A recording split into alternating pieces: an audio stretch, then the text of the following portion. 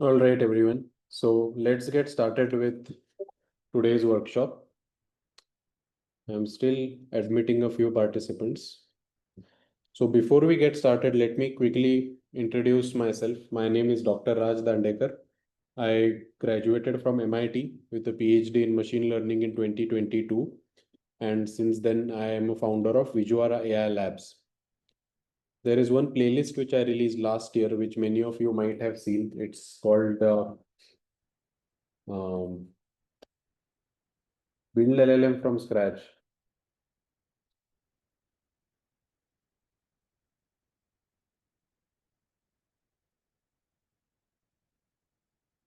How many of you have been through this playlist before? Can you just mention in the chat if you have watched some lectures from this playlist or many lectures from this playlist? So this was the first time I started teaching language models really. And then I became so passionate and interested in this that uh, I really started doing research into this topic and started developing my own workshops on several concepts related to this.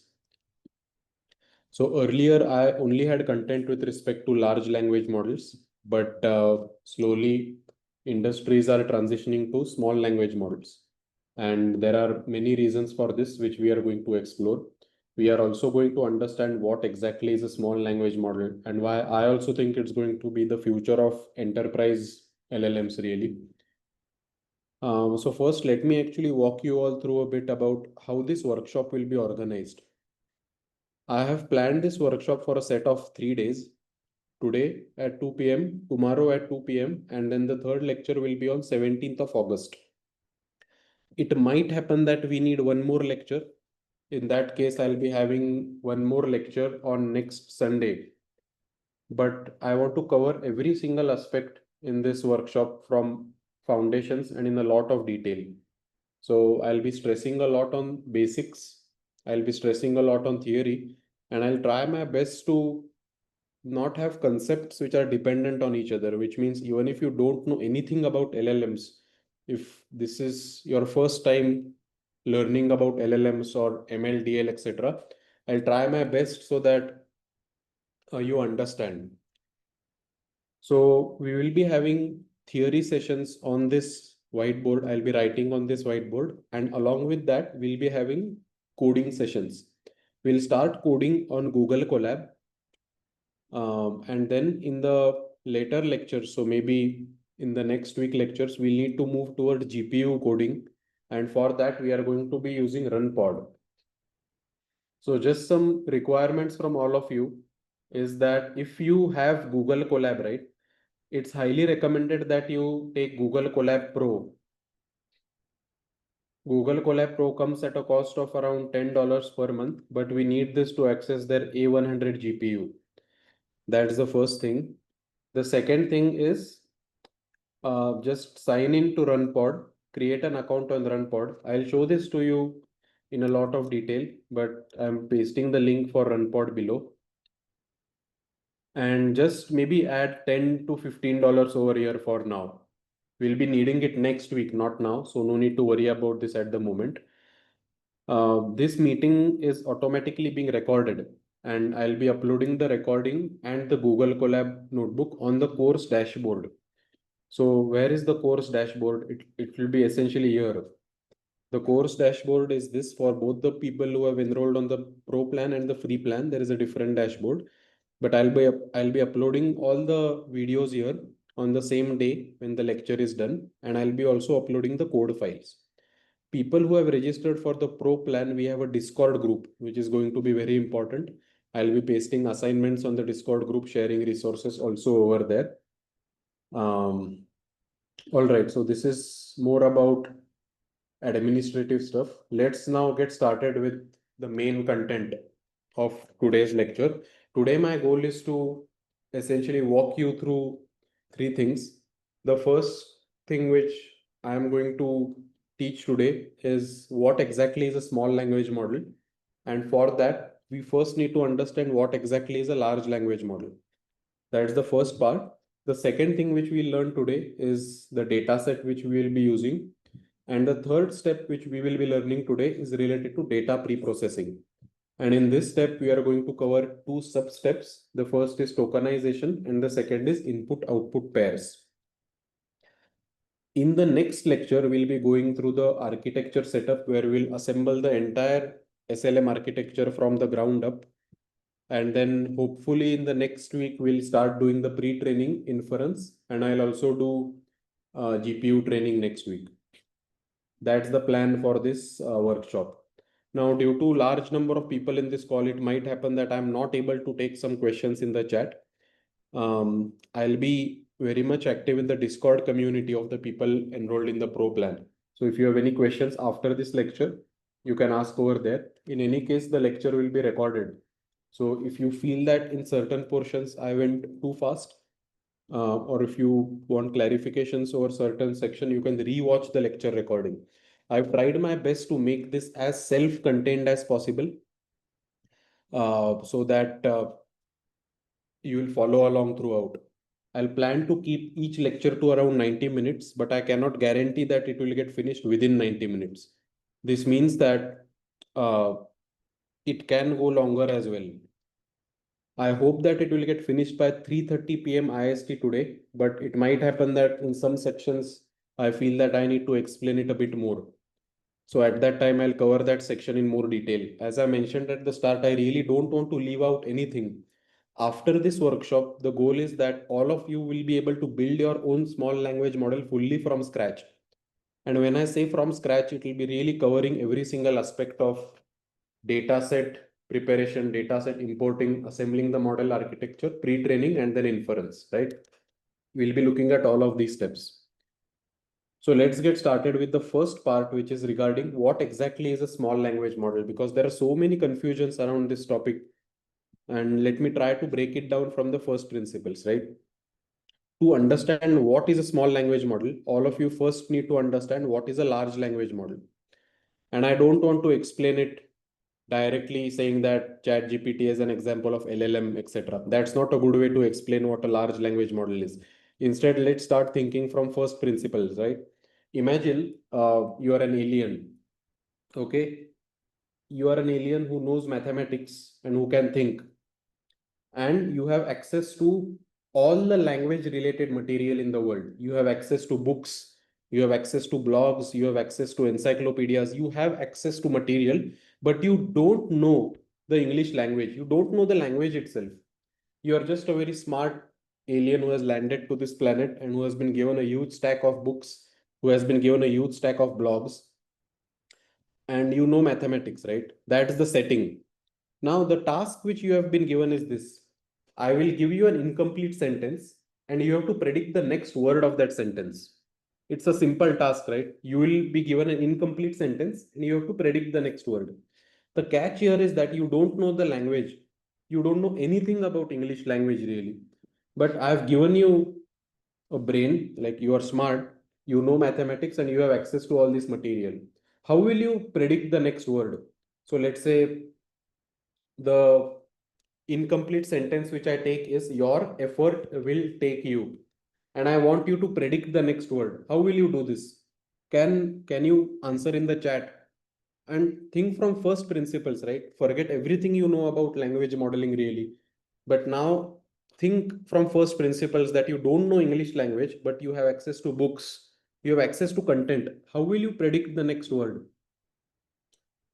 Based on my learning, but based on learning what? Frequency based. Okay, that's a good logic. Match patterns, probability. Yeah. So people who are just answering data, you need to go one step deeper. Yeah, sure, you do have data, but how will you still answer this question? So the simplest thing which you can do is that first thing is that uh, you check whether these words appear exactly as it is in any of the data set which you have. And if they do appear as it is, then you count which words appear next. So let's say forward appears 120 times. Will take you ahead appears, let's say 100 times. Will take you to appears 800 times. So you'll count the occurrences of next word which appears in your data set, and then you will choose the word which appears the most frequently. That's the most simplest approach uh, from first principles thinking, which means you will try to find patterns from the data set and you will try to understand what word comes next. But you'll see that soon you run into issues. Let's say the English vocabulary itself has 40,000 options. Okay. So the number of probable words which come next is 40,000. That's fine. But what if you want to predict two words into the future?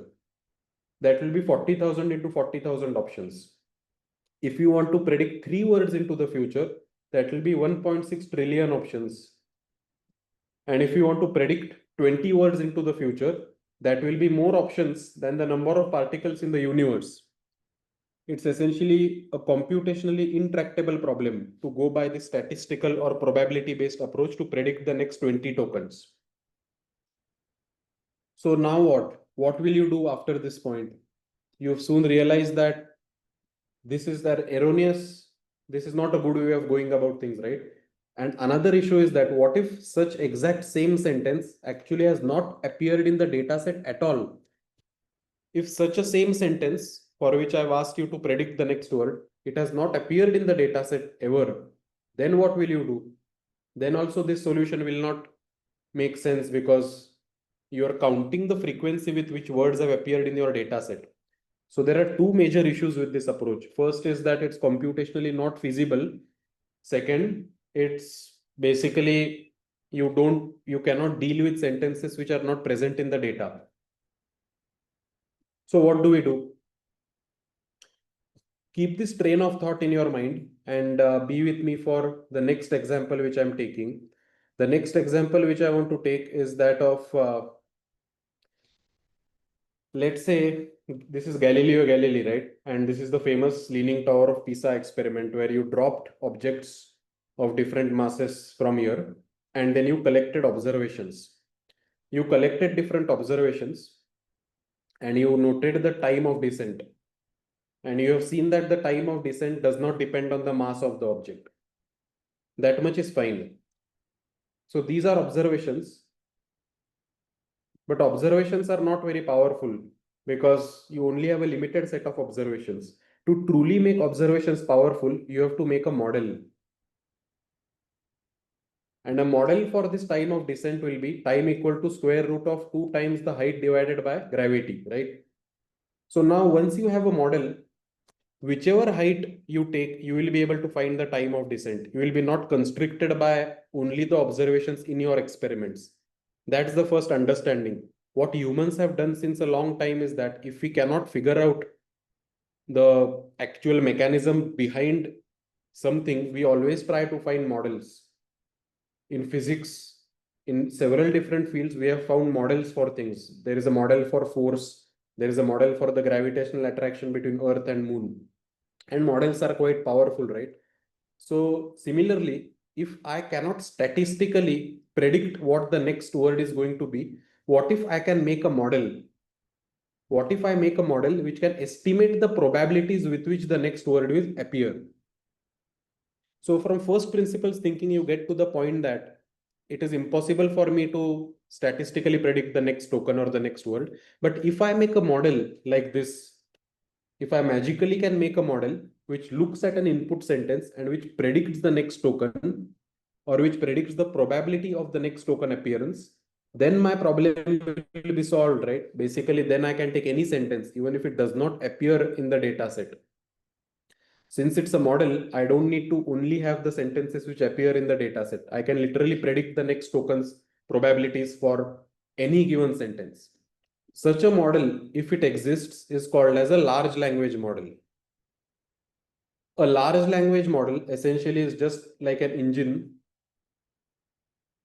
which takes in a sequence, of words and which predicts the next word.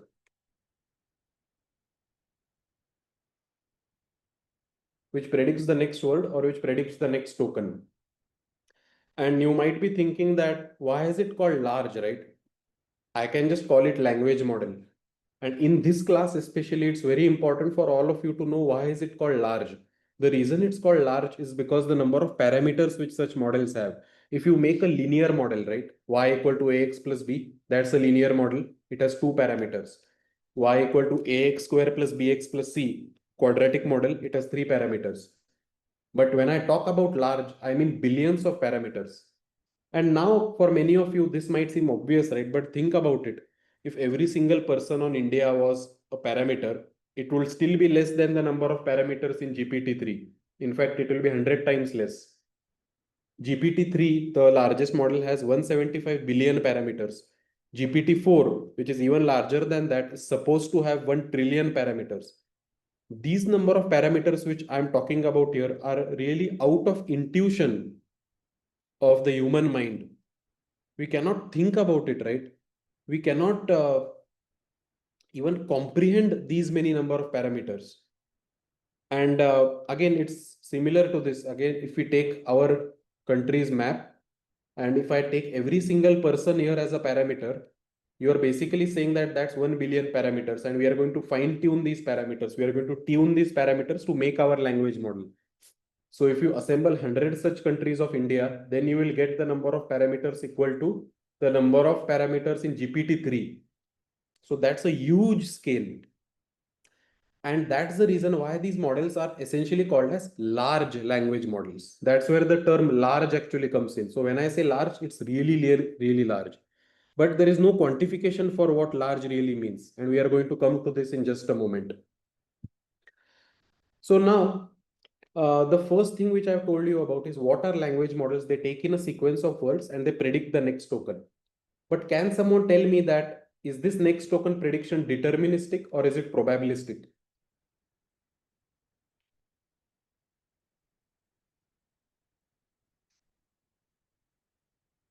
Yeah, so the next token prediction which a language model actually does is probabilistic. It's not deterministic. For example, here I have a Google Colab notebook where I installed the OpenAI package and I've given my API key over here and I've passed in a sentence, right? After years of hard work, your effort will take you. And I want to predict the next token after this sentence. So I just run this and you will see that there are actually number of options for what the next token could be. What ChatGPT and other LLMs actually do is that they take the option which has the highest probability of coming next. So if you take a look at this distribution of next token probabilities, the LLM is actually very confused of what the next token should be. It just looks at that token which has the highest probability. So whenever you interact with GPT, right, this is GPT-5. And if I type something like give me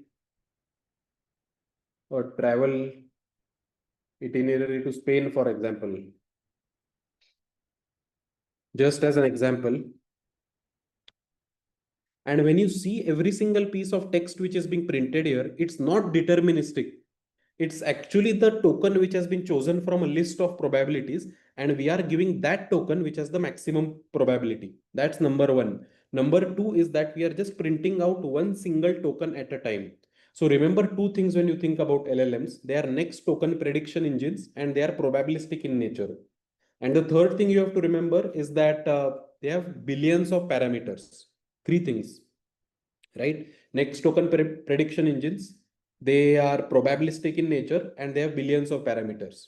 So if you plot this probabilities in a log scale, actually, you'll see some sort of a linear decrease, which is good. If all the tokens had an equal probability, it means that the model is highly confused and it does not know what to do next. But this is a sign of a confident model because it has given one very high probability to one token and it has given low probabilities to remaining tokens. I'll just remove my API key and I'll be sharing this notebook with all of you.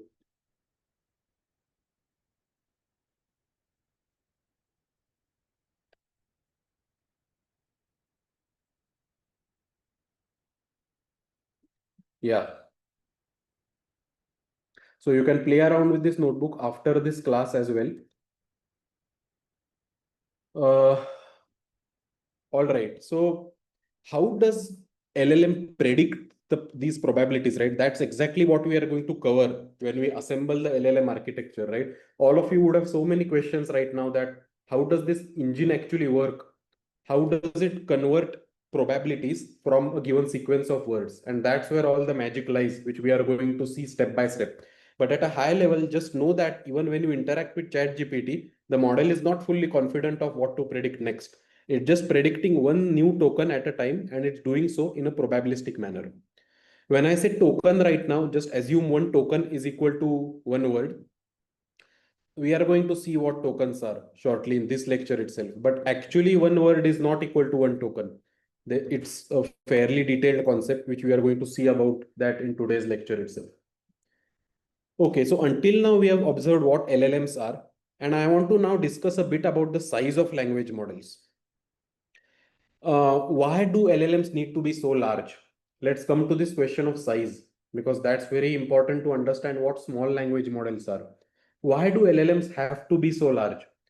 Does anyone know from which paper this figure is taken from? The one which I'm showing right now on the screen.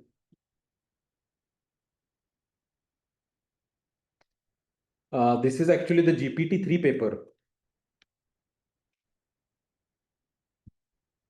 And here you can see that what these people showed for the first time is that on the y-axis it's accuracy. What they kind of proved is that as the number of parameters of the models increased, the model accuracy seems to be increasing. And the model seems to be getting better and better and better. That's number one. So if you see GPT-2 size chart, as it went on getting larger, it also kept on getting better. So if you look at the size scaling law, if you look at 1950 to right now, earlier the model size was capped. But look at this exponential increase in the sizes of language models in the last decade or so. So this is the scaling law essentially. What it shows is that the performance of models increases with size, and that's why humans have invested in building larger and larger and larger models. Now, why do we build larger and larger models? The first reason is something called as emergent properties. Essentially, what happens is that when you, on the x-axis of all of these plots here, it's computational power or the number of computations you're doing. Take a look at this takeoff point over here. All of these graphs have a takeoff point, right? This takeoff point almost looks like a flight. It's like taking off. That's called as an emergent property. What these graphs essentially illustrate is that there lies a certain computational power after which a model starts having properties which it did not have before. So as the model size goes on increasing, as the compute increases, the model starts having magical properties, right? It suddenly starts doing good at arithmetic after a certain point. It suddenly starts doing well at translation tasks after a certain point. It suddenly starts doing good at word unscrambling tasks, Q&A tasks. It just keeps getting better, and it acquires these properties after a certain point. So what happens is that people don't know after which point will it stop acquiring these properties, right? So if I make a model which has 1 trillion parameters and it acquires certain properties, I don't know whether if I make 100 trillion parameter model, what if it acquires some new emergent properties? So this emergent properties is one major reason about why big companies go on training larger and larger and larger models. Because what if at a certain size, we come closer to AGI? Who knows, right? What if at a certain size, the model acquires a property which we never know? That's one reason, that's one technical reason for why we keep on increasing the size of language models. But there is another reason. Can someone try to think of a more intuitive reason? Why do we need models with such a large size? Try to think intuitively, right? What is this model doing? The model is actually taking in a sequence of words. You have a language model here, and it's actually predicting the next token, right? That's what we have seen until now. But why intuitively, just think about intuitively, why does this model need to have such a large size?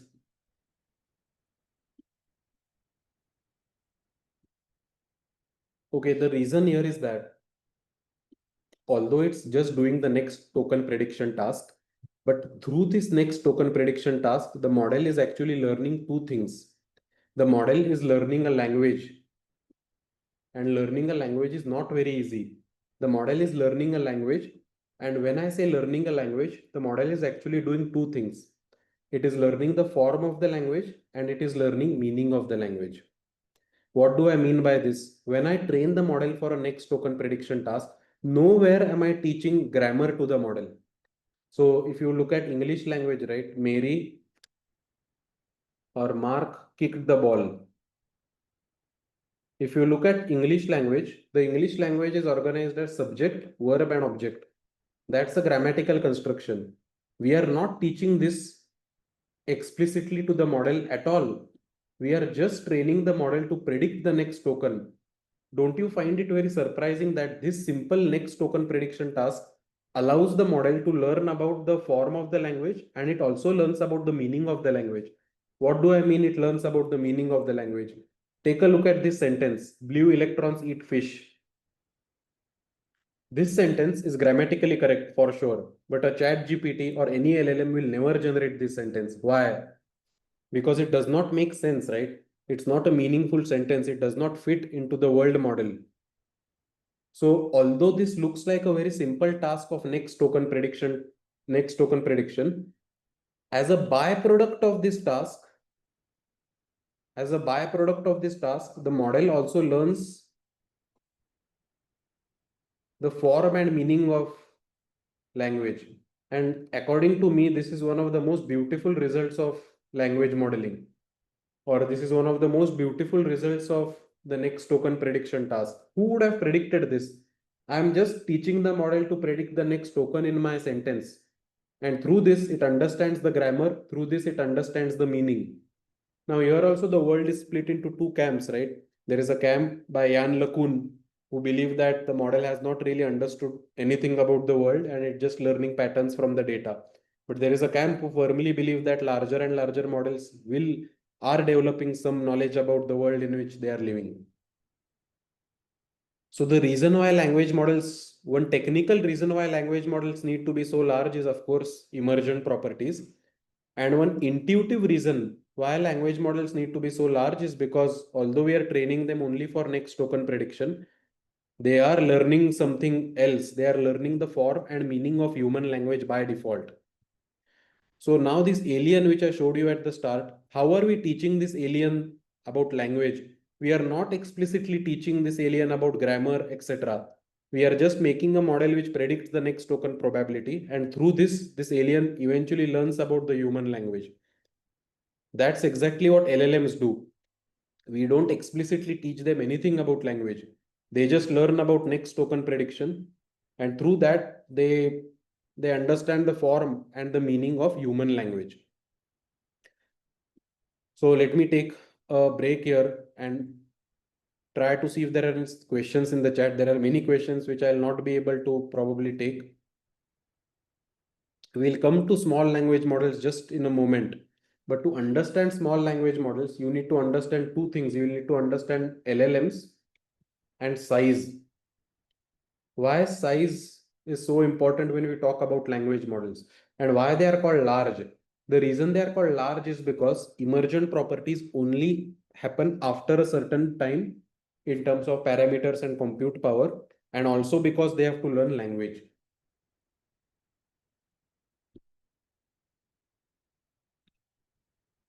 All right, so now let's come to what are small language models. So until now, I hope all of you are at the stage where you have basic idea of what LLMs are and why are they called large. Now, let us dive in a bit deeper. And okay, so please don't make these annotations on the screen because it disturbs the flow of the class. Now let's dive a bit deeper into understanding small language models, right? And where the word small actually comes from. So the way things happened is that people really believed that you need a model. So you want to learn language, right? You want to learn language. And the belief was that to learn language, you need huge amounts of data set. And to process huge amounts of data set, you need a model with, let's say, 100 billion parameters. This is the philosophy of LLMs. then people started to challenge this notion.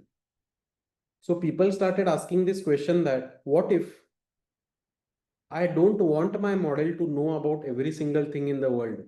What if I want my model to only know about a specific aspect and I want it to be very good at that specific thing? So what if I don't collect all the data from the internet? I don't collect huge amounts of data set. What if instead I have something which is called as a specific data set? What if I have a smaller version of the data set? Can this small version of the data set, which is very smartly constructed, be enough to teach the model about language? So if the data set is smartly constructed and if the data set is small, can I generate a language model which only trains on a small data set, and hopefully this language model will have small number of parameters. And when I say small, I mean parameters in the range of, let's say, 10 million to 100 million parameters.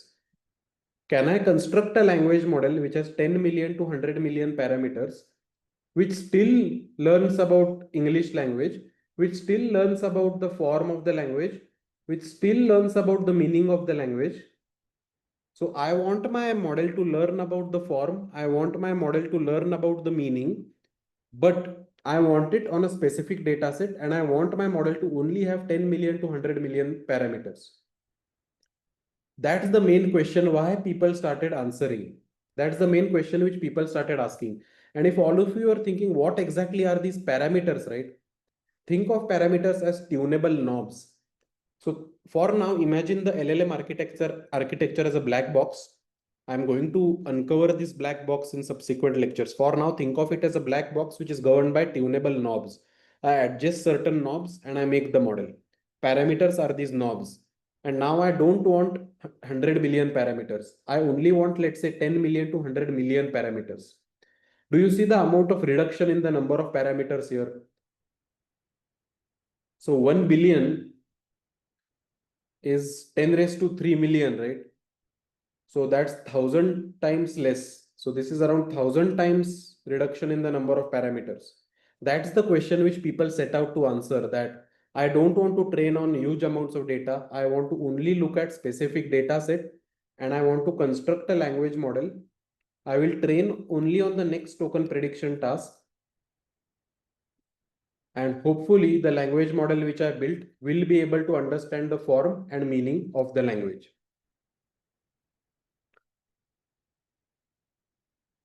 Does anyone, so I'm not covering retrieval augmented generation and all at all in this workshop. My whole goal is to just look at SLM from a foundational perspective. So don't even think about RAG in this lecture. Just try to think from first principles. Assume you don't know anything about RAG, right? Let's say you are thinking from first principles, and if you want to build such a data set and you want to build such a language model which has 10 million to 100 million parameter, such a language model is called as a small language model.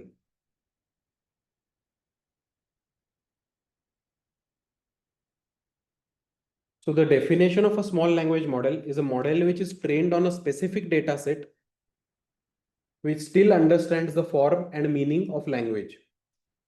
All right.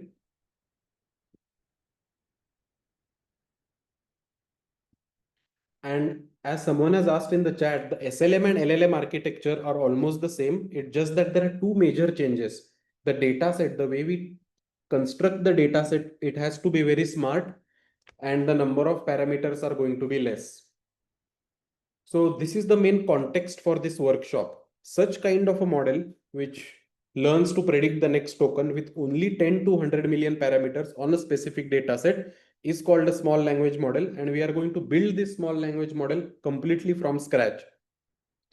Now, I'm going to take a particular data set in this workshop, but the code which I'll be giving you will be completely general purpose, which means that you can change this specific data set to whatever your field is. You can change it to the healthcare domain. You can change it to, let's say, construction domain. You can change it to whichever domain you want. But I will be giving you a general purpose code which will work for most of the domains. All right. So that concludes the first part of today's lecture. And let me do a quick recap. In the first part of today's lecture, we wanted to understand what small language models are.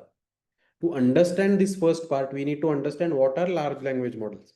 We learned that LLMs are essentially engines for next token prediction. They take in a sequence of words and they predict the next token. They are probabilistic and they have a huge number of parameters. The reason they have huge number of parameters or tunable knobs is because they acquire emergent properties as the number of parameters or computational size increase. But the more intuitive reason why they have so many parameters is that although we are training them only on the next token prediction, they are also learning the form and meaning of language. And here is the hook where we start learning about SLMs, right?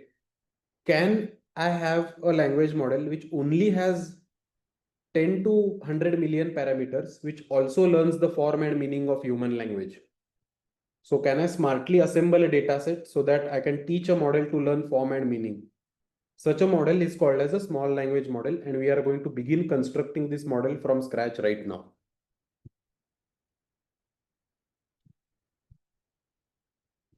So there are many questions which people are asking about fine tuning, RAG, etc. Again, don't worry about fine tuning RAG at the moment, right? We are assembling an SLM from scratch right now. The whole purpose of this workshop is to build a small language model fully from scratch. So try to think about it from first principles.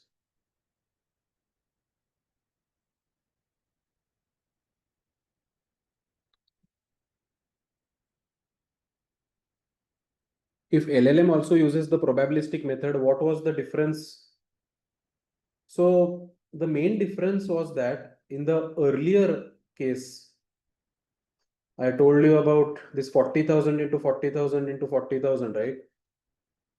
There was not a model here.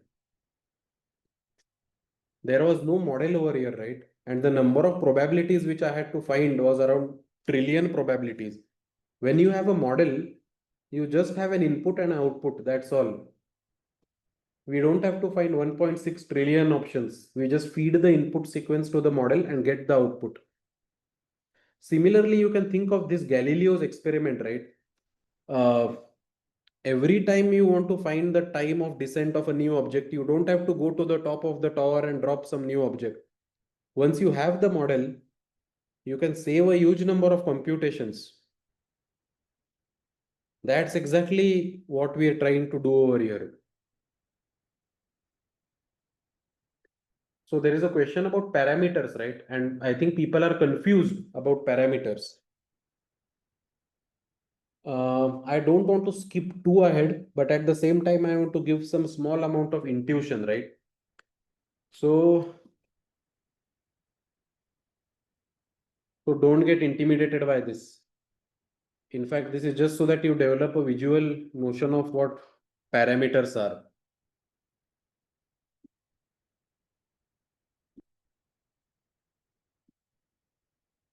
So take a look at this architecture, okay? And let me bring this architecture. I deliberately did not go into this in detail because we are going to look at that later. But this is the entire architecture which we are going to assemble eventually. Now, in this architecture, there are several places at which there are parameters or tunable knobs. For example, a neural network will have parameters. Token embeddings will have parameters which are not yet fixed. So think about the parameters in linear regression, right? Y equal to ax plus b. These a and b are parameters. Similarly, several modules here which I'm marking as p, they have parameters.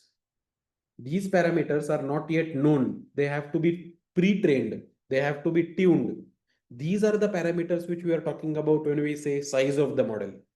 When you aggregate all of these parameters together, it leads to around billions and billions of parameters. These are the parameters which we want to reduce, which we want to bring down eventually. All right, so now we are going to go to the first aspect of today's lecture, which is going to be assembling our data set. So one question is that does LLM have a mathematical function at its core, right? This is a good question. This whole thing which I've shown you right now can probably be written as y equal to f of g of h1 of h2 of hn of x. And let's say there are millions of such millions of nested layers. One way to think about an LLM is a nested layer of a million functions like this. And all of these have parameters. If that's a good visual for you guys, you can think of this when you think of parameters for now. Eventually, it will be clear later.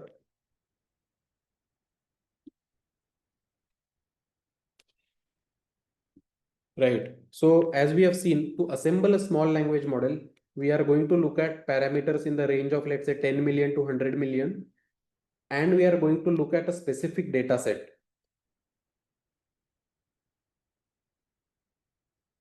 Okay, so first let me talk about the data set which we are going to use.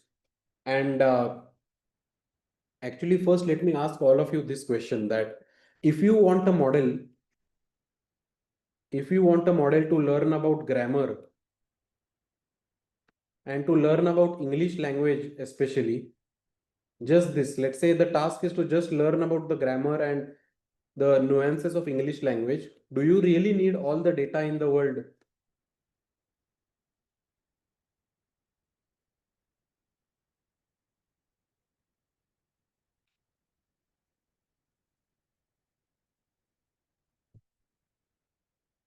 Do you need all the data in the world? Do you need, let's say, PhD articles? Do you need Reddit threads? What if we can construct representative data?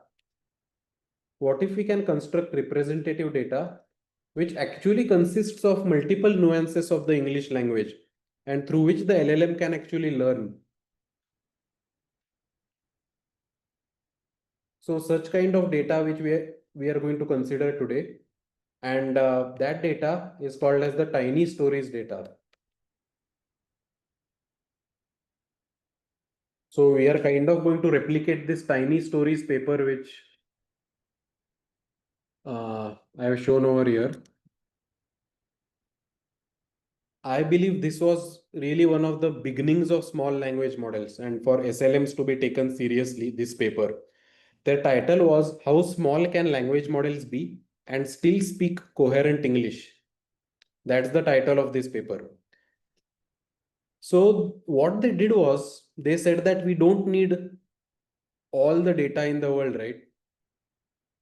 So they set out to assemble, or they had this question of, can we design a data set that preserves the essential elements of natural language, such as grammar, vocabulary, facts, and reasoning, but that is much smaller and more refined in terms of its breadth and diversity. So the whole idea was, if the data set is specific like this, which still captures these nuances of English language, the model parameters would also be reduced, and hopefully we will be able to train models which are much smaller. So what these people proposed was, essentially we'll construct a data set which is a synthetic data set of short stories that are intended to contain only words that most 3 to 4 year old children would typically understand. Now, the cool thing about this data set is that this is a very specific data set, right? It's a synthetic data set of stories which only 3 to 4 year old children will understand.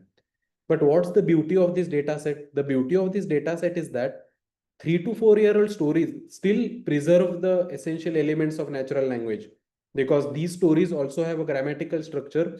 These stories also have vocabularies, they have facts, they have reasoning, but they are much smaller than all the entire corpus of data set in the whole world. So what these people did is they created this data set which they called as tiny stories data set. They uploaded it over here, which I'm sharing the link with all of you in the chat right now. Just take a look at this link. This is the data set which we are going to use today. The data set is actually huge. It consists of 2 million rows. So what does each row contain? Each row contains a story which a 3 to 4 year old kid would understand. So for example, this is one row, or this is the first row of this data set. So the first row of this data set is, one day a little girl named Lily found a needle in her room. She knew it was difficult to play with because it was sharp. Lily wanted to share the needle with her mom so she could sew a button on her shirt. The second, another story is, one day a little fish named Finn was swimming near the shore. There are 2 million such stories. our whole idea is that what if we take these 2 million stories and what if we teach a language model about the form and meaning of English language just through this much amount of data set. And if we are able to do that, this is indeed something magical, right? Because creating a linear model is one thing. Creating a linear model to predict the housing prices is one thing. But creating a model which actually understands language is quite another thing. So what we are going to do is that we are going to use this data set, which is specifically meant for 3 to 4 year old kids, but it still captures the nuances of English language. And then this is going to help us reduce the size of our language model because now the data set size itself is limited. Now, this same logic which we are thinking right now can be applied for multiple use cases, right? In the healthcare setting, if you want a specific application, you only need the data of that application, but it needs to capture the essence of that entire application. It also needs to be enough for the model to understand about language. If you are in some other setting like finance, the data set which you are ultimately going to use needs to be specific enough, but it also needs to be large enough so that it teaches the model about nuances of a language plus that domain. Here we are aiming to teach the model nuances of the language using a very specific data set. And what we want to do is that we want to construct a model. So this should be around 10 to 100 million. We want to construct a language model with just 10 to 100 million parameters, which produces coherent text. And if we are able to do that, this will be a huge thing. This will be a breakthrough moment essentially. Because then what we are saying is that we don't need billions and billions of uh, parameters to able to train a model to understand language. We can do it in a size which is far lesser. And let's see if there are some questions in the chat. Model trained on stories will be tokenized, but generations will be like stories. So generations will see about that, but the generation will be coherent English language. If the model is actually good, it will be able to generate things which understand language, right? So there is a question, can we take any LLM architecture and train it with reduced parameters? No, that's not the case, Prasanna, because if you take any LLM architecture and if you reduce the number of parameters, that does not directly give you an SLM. You also need to pair it with a very specific data set, right?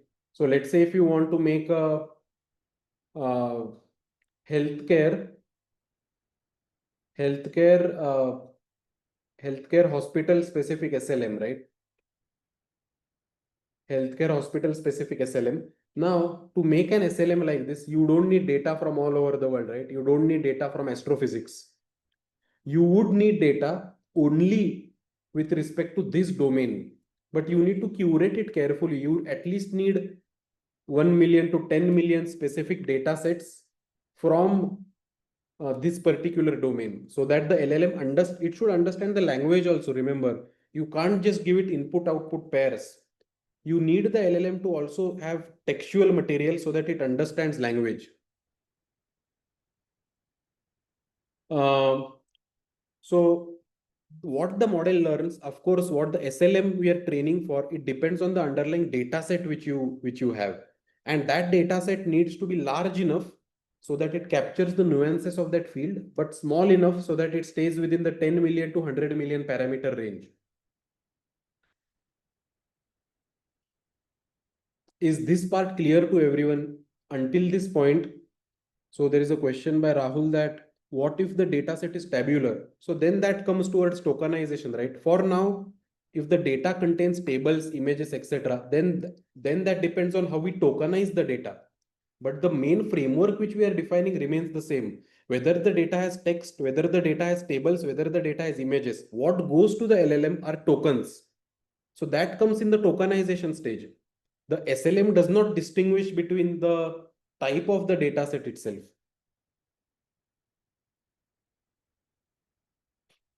Okay, there are some questions regarding how to get specific data sets for a specific domain, etc.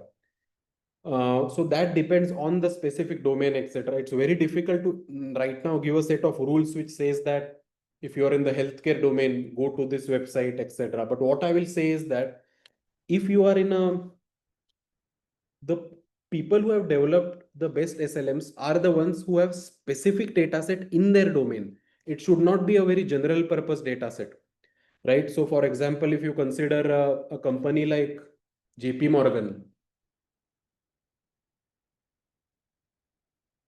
JP Morgan has data set within their company of financial transactions from multiple years. That's a specific data set which they have. So they can easily train an SLM on that data. If you want specific data sets, there are options such as scraping from certain websites, getting it from GitHub, getting it from Kaggle, etc.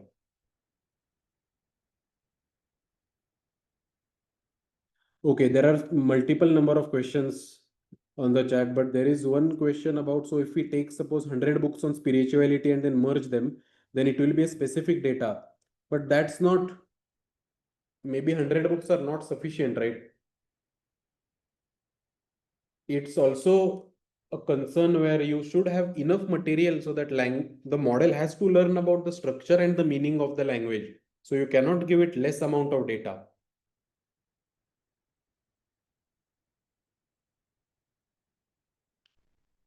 So I'm not going to answer questions about fine tuning or RAG at the moment because we are building an SLM from scratch right now. So please ask questions specifically to SLM. Let's say assume you don't have knowledge about fine tuning or RAG at the moment.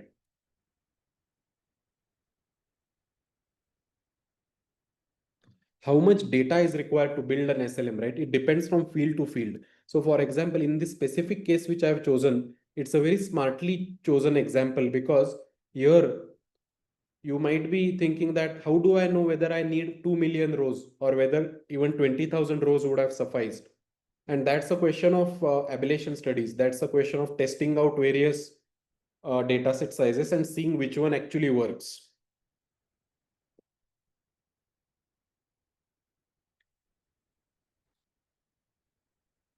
Usually company data is in RD PMS, it can be millions of rows. Can it be used? Yeah. So even when you look at the kind of data which these billions of parameters model are trained on, it's trillions of tokens from the web. So as long as your data set has, let's say, 2 million to 10 million rows, which I've shown here, you can still ideally be able to train a smaller model on it.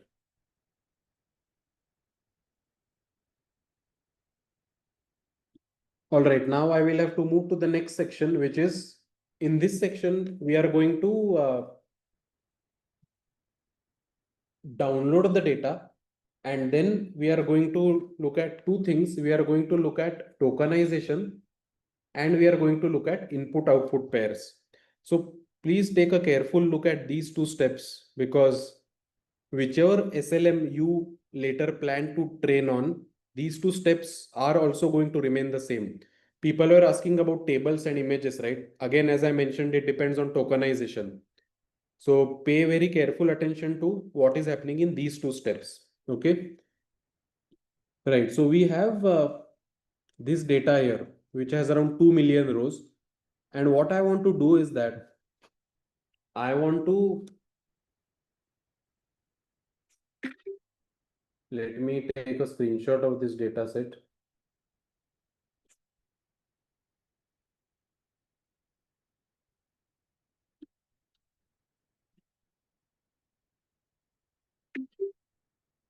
Yeah. So I've now brought this data set over here.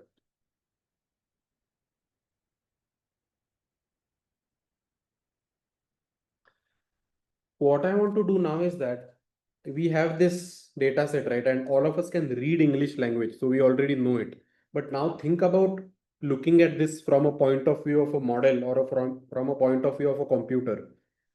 A computer or a language model has no clue about language at the moment. It only understands numbers.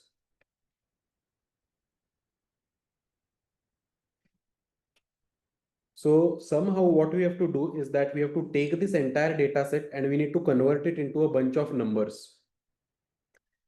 So the first step to do this is to take this data and break it into chunks and then assign a token ID to each chunk. This process is called as tokenization. Tokenization is essentially taking my dataset, breaking it down into smaller chunks and assigning a token ID to each chunk. Now let me ask all of you, how will you tokenize this? Can anyone give me some options on the chat? How are you going to tokenize this dataset?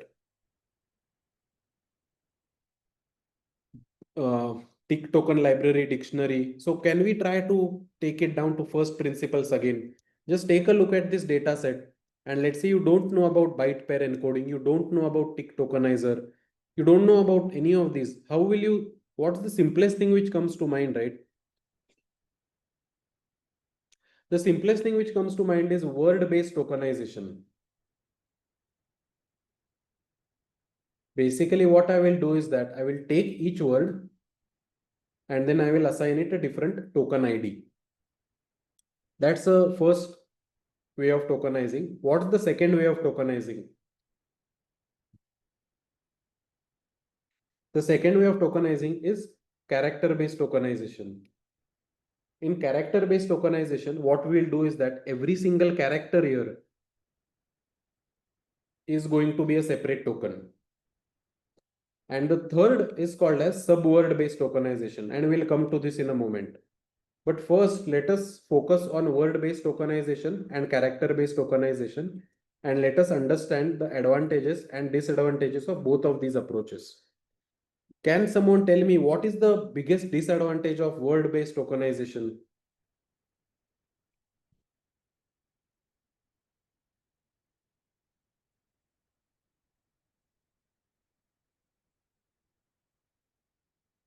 Yeah, so let's think about it, right? Remember that ultimately I want to assign a token ID to each word. So the way this is usually done is that there is a vocabulary which is maintained. There is a vocabulary which is maintained, which has all the list of, so this is word number one, word number two, right down up till the level of word number, let's say, if you just take English language, and let me ask number of words in the English language over 600,000 words. So there is word number 600,000. So the way this will work is that I will look at every token, I will see it in the vocabulary and I will assign it a token ID. So this will be token ID number one, this will be token ID number two, this will be token ID number 600,000. Okay, so the vocabulary size is large. So what? What's the issue with the large vocabulary size?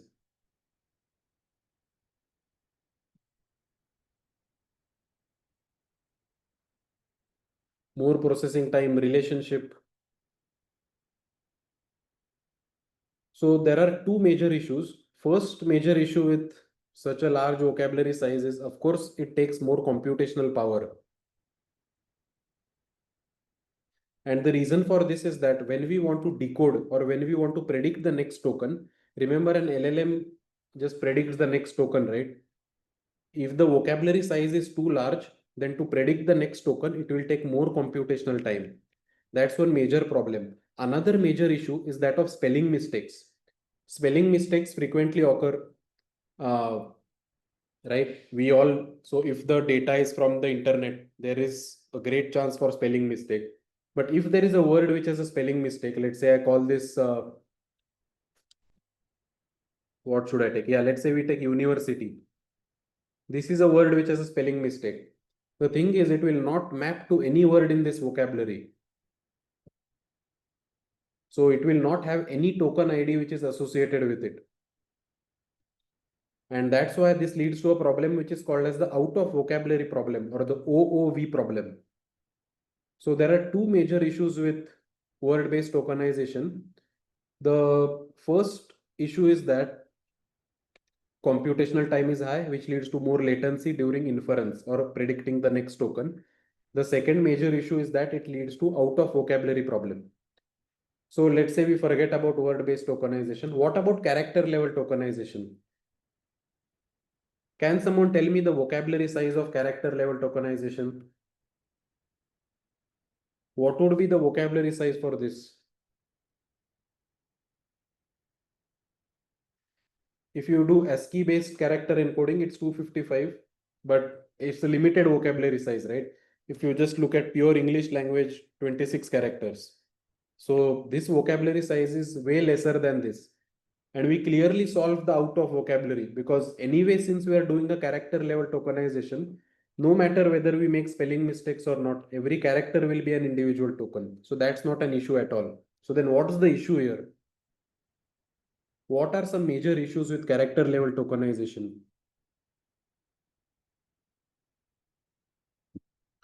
There are actually two issues. First issue is that we completely lose the essence of English language.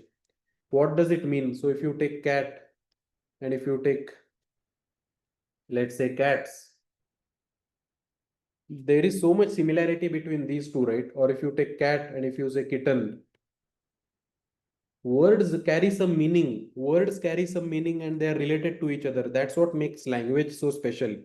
If you break every word into individual characters, you are destroying the essence of human language. That's a big problem.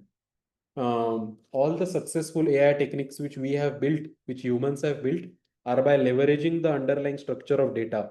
Convolutional neural networks became so successful because it leveraged the properties of images, spatial invariance. Uh, so if we don't leverage the underlying advantages which text offers us, then we are not exploiting uh, the format of the input text itself. Other major issue is that of just take a look at the number of tokens, right? If you do character level tokenization, every single letter here will be one token. That will be a huge number of tokens. So it will be like learning information which cannot be captured in our minds. So that leads to an issue which is called as the context window problem. And we will learn about that eventually. But context window is essentially how many tokens an LLM can look at one time before predicting the next token. If every single word is a character, if every single character is a token like this, it will just lead to an explosion of tokens in the LLM's memory. So it will soon run out of context and the predictions won't be very good. So character level tokenization does not work. Word-based tokenization also does not work. So what we then turn our attention to is something which is called as subword-based tokenization. And subword-based tokenization is kind of at the intersection of word-based tokenization and character level tokenization, right? So let's see how subword-based tokenization operates. So the first thing to remember is that subword-based tokenization retains characters. So characters will definitely be there. So this will make sure that we will not run into the out of vocabulary problem, but it does a very clever trick to mitigate the large vocabulary size of the word-based tokenizers.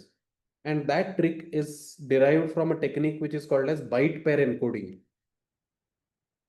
So there is a very nicely written blog which we have on our Substack, which I'm just going to share with all of you right now, which explains the byte pair encoding algorithm in detail.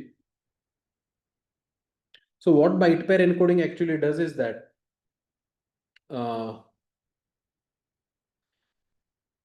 yeah, let's see. Let me take actually an example. By the way, if you go to through this blog, you will be able to, there is a code which I have, there is a Google Colab code file which actually builds a byte pair encoding algorithm from scratch. So you will have access to that, but I want to take an example of how BPE actually works.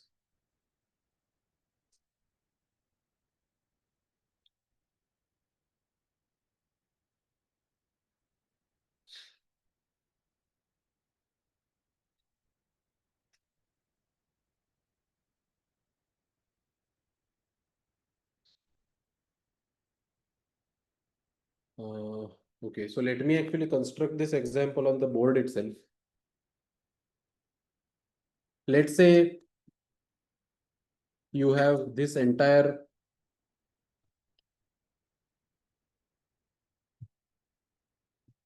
piece of text, right? The way byte pair encoding actually works is that first it starts with character levels, right?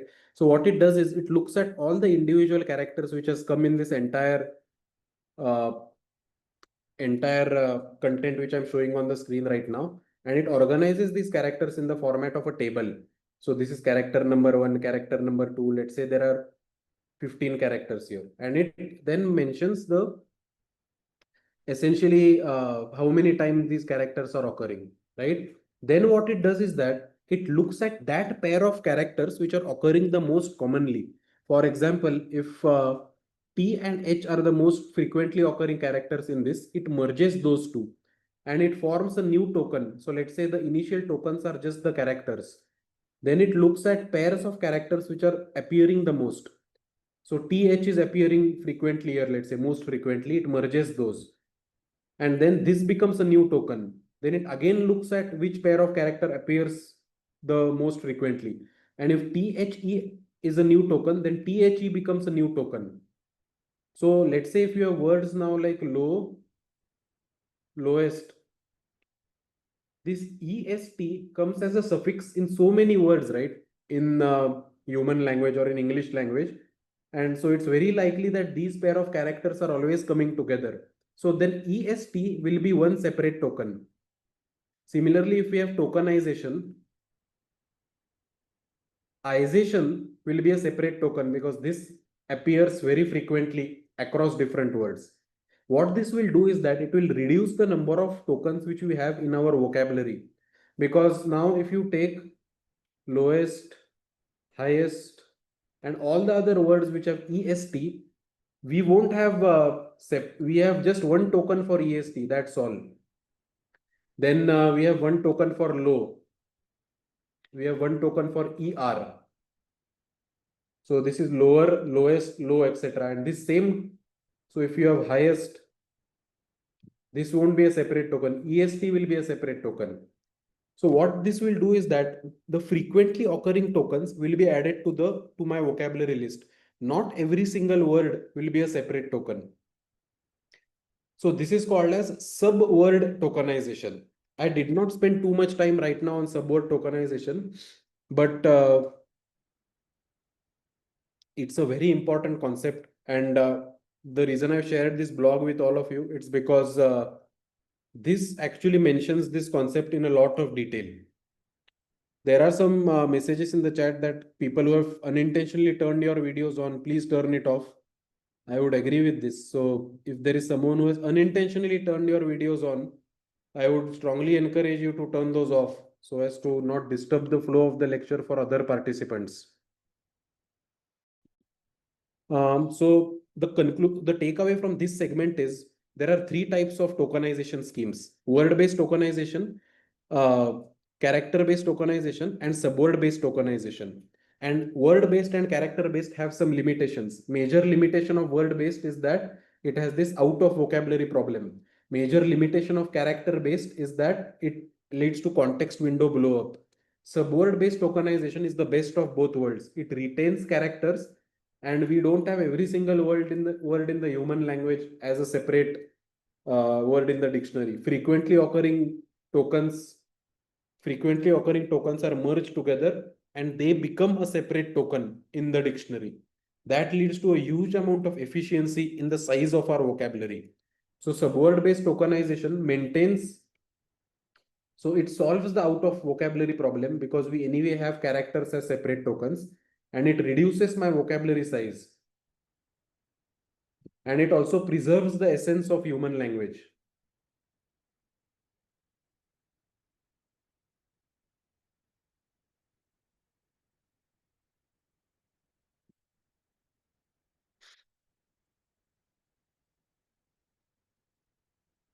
Okay, so does this make sense to all of you? Did all of you understand this tokenization step? Can you mention in the chat if tokenization is clear? Then we will move to the next part. Okay, tokenization is clear, right? Great. So what we do in tokenization is that we take all of these. So now this entire paragraph will now be broken into tokens, and every token will have a token ID. So let's see how this is done. we will break this down into tokens, and every token will have a token ID. Maybe this is based on the vocabulary. So we break it down into tokens. We look for that token in the vocabulary and we assign a token ID. Maybe this is ID number 3, ID number 1000, ID number 150, etc. Now let us all visualize this tokenization. So there is a very nice tool called ticktokenizer.vercel.app. I would encourage all of you to go here and let us actually visualize the tokenization for one data set. So I encourage you all to take this one sentence. I am also mentioning it in the chat.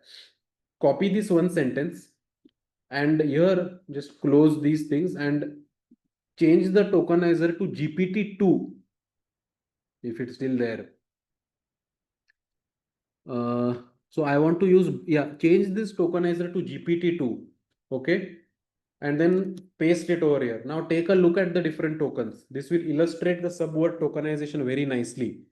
Okay. So here we actually see how the tokenization is done for this entire sentence, right? So one is a separate token whose token ID is 3198. And by the way, for GPT-2, the vocabulary size is 50257. GPT-2 vocabulary size is 50257. So the token IDs will be from 1 to 50257. So this is token ID number 3198. Day is token ID number 1110, etc. Lily is one whole token. Now, if you actually want to see byte pair encoding or subwords, here I don't see any subword, right? All words are individual tokens. So let's see tokenization itself. Yeah, take a look at this tokenization. So if tokenization was a word, it would actually be broken down into two tokens, token and ization. That's subword tokenization. That's the reason it's different from word-based tokenization. Tick token does handle multilingual also. It's just that GPT-2 was not very good at tokenizing regional languages, but you can try to paste Hindi language or any other language here.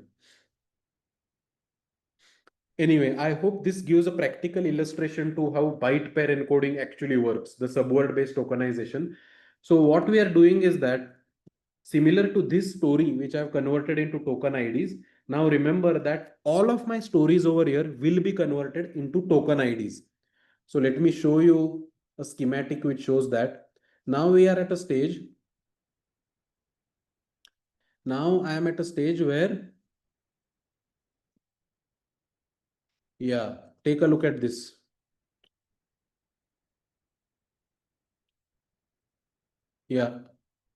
So I take every story and I convert it into token IDs. See, story number 1 is converted into token ID. Story number 2 is converted into token IDs. All the 2 million stories are converted into token IDs. And the way we do it is through byte pair encoding. So our first goal is to do the tokenization. So this we did using GPT-2 byte pair encoding. And now we have collected the token IDs for every story. And we have also collected the length of the token IDs for every story.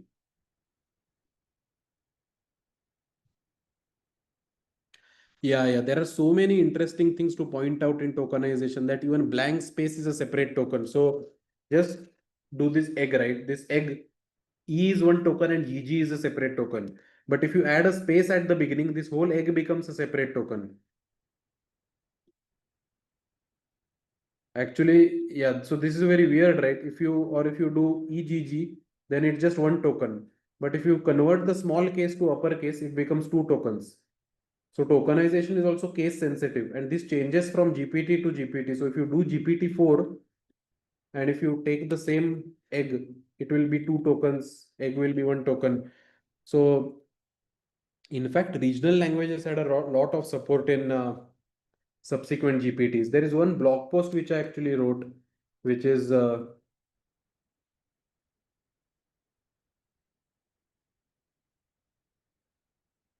I would encourage all of you to take a look at this blog post where I had specifically titled this blog post as the necessary and neglected evil of language models tokenization. So many faults which happen in language models can be traced back to tokenization. For example, GPT-2 was very bad at regional language tokenization, but GPT 3.5 and GPT 4 became much better at it. Then GPT 2 was very bad at Python code because it took several different indentations as a separate code. So the reason why some model might not be doing well can also be traced back to the way tokenization is done. This is a very interesting article. I would expect you to just take a look at this. So this GPT-2 versus 4.0, even mathematics, right? The reason why mathematics is still tricky for LLMs is because numbers are very weirdly tokenized. It does not make sense to tokenize numbers like this. LLMs have no clue of the decimal system, etc. So once tokenization is done, ideally we would move to the next step, which is creating input-output pairs. But we need to make sure that the tokens are actually downloaded in a very efficient manner to our disk. So what we are going to do is that we are going to take all of my token IDs. I'm going to break my token IDs into batches, and I'm going to have all of these token IDs in the file called train.bin. So first, let's say you have this entire collection of huge collection of token IDs, right? You break it down, you take 80%, you store it into a file called train.bin. You take 20%, you store it into a file called validation.bin. And the way you store it is also quite interesting. What you actually do is that, let's say you have all of these token IDs, you break it into batches. You first write one batch to this train.bin file, then you write the second batch to the train.bin file, and then you write the last batch to this train.bin file. So essentially, this takes a lot of time if your data set is large. That's why I'm showing you these steps. Ideally, I could have just moved to the input-output pairs after this point. But when we look at the code, you will see that we are going to break my token IDs into batches, and we are going to write all of my batches into a file called train.bin, which will be saved on disk. Remember, it's very important. This file is not saved on memory, it's saved on disk. That makes my writing process faster, and that also makes the retrieval process later a lot easy. Why are we doing it in batches? It's just much easier to write. So imagine you have a huge set of token IDs, right? And you have this disk, and you have a file called train.bin on the disk, and you want to transfer all of these token IDs onto this file. It's not a good idea to transfer all of it together. Instead, because what if the process breaks halfway, right? Instead, it's much better to divide these token IDs into batches, transfer one batch, transfer second batch, transfer the third batch. Similarly, transfer the last batch. So it's just a very efficient way of collecting the data on disk instead of dumping it all together. And we'll see this in the code also. One thing to remember is that this train.bil file is created on the disk. That's why when you look at the code, which I'll explain to you in a moment, it's called np.memmap because it's a memory mapped file which is stored on disk. And that's just a production level tweak which we do. The batch size is pretty random. So we just randomly decide the batch size and we break it down into those many number of batches. So here we have 1024 batches. The more the number of batches, each batch will be written in a shorter amount of time. So there is nothing very special going on here. It's just a computational trick which we have to do to basically. So one batch can contain multiple stories also. It's not like one batch is for one story, right? Because if you see there are 2 million stories and I have only 1,000 batches, which means that one batch might have around 2,000 stories, I think. So you write 2,000 stories to the disk, then you write the second 2,000 stories to the disk, then you write the third 2,000 stories to the disk, etc.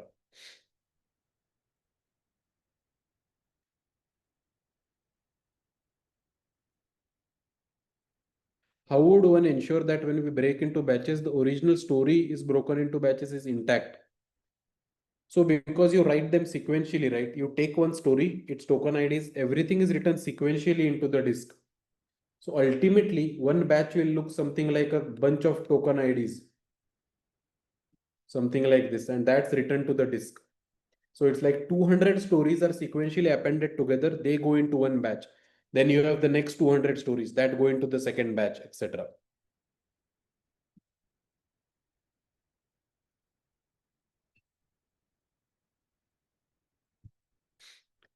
A good question has been asked that do we have a separation token? So there are some special tokens which I did not mention over here. When you make tokenizers, there is also a token which is called the end of sequence token. There is a token which is called as the separation token. There might be a beginning of sequence token, etc., which just specifies the model when one sequence ends and when another sequence starts. In this case, we are not using such a token, but you can even use a end of sequence token once you write one story fully, so that the model knows that here is where one story ends and here is where another story is about to begin. And now, until now, all we have is that we have a, now comes a very important part, right? Until now, we have a big train.bin file and we have a big validation.bin file. And this contains a huge, let's say after everything is written to the disk, after we break it into batches and after everything is written to the disk, we'll have a giant train.bin file and we have a giant validation.bin file. And this train.bin file consists of a huge bunch of token IDs and this validation.bin file consists of a huge number of token IDs. Now is the point where we are going to loop back to what we learned at the start. You remember I mentioned that LLMs are trained to predict next token. So you might be thinking that where are we asking the LLMs to predict the next token? So here what we are going to do, and this is going to be the last section of today's lecture, we are going to see how to create input-output pairs once we create token IDs. Does anyone want to take a break at this moment for 5 minutes? Yeah. Who wants to? Yeah, let's take a 2 to 3 minute break because, uh, and please ask your questions in the chat.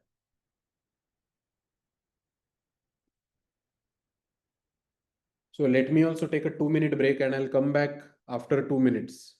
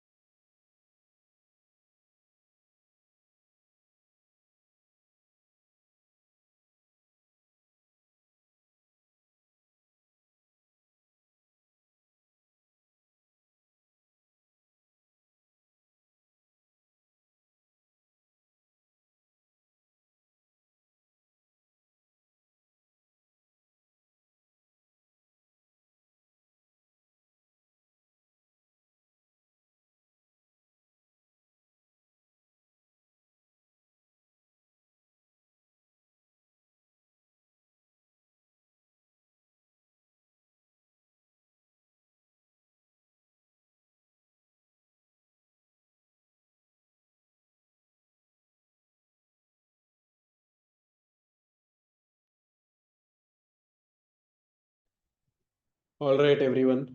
So last section of this class remaining. So try to be very attentive because this is the section on creating input output pairs. Okay. So you can switch off after this section and relax on your Saturday, but just pay your maximum attention during this time. Creating input output pairs is that place where we link this task which we started out with. At the start, I told you that language models are trained to predict the next token, right? In classification tasks, let's say you want to make a brain tumor classification, you have the input image and you have a labeled data set that whether brain tumor is present or not. But the way input and target pairs are created in and to train an LLM is fundamentally very different. And I'm going to showcase that to you right now. Okay. So let me actually bring this piece over here.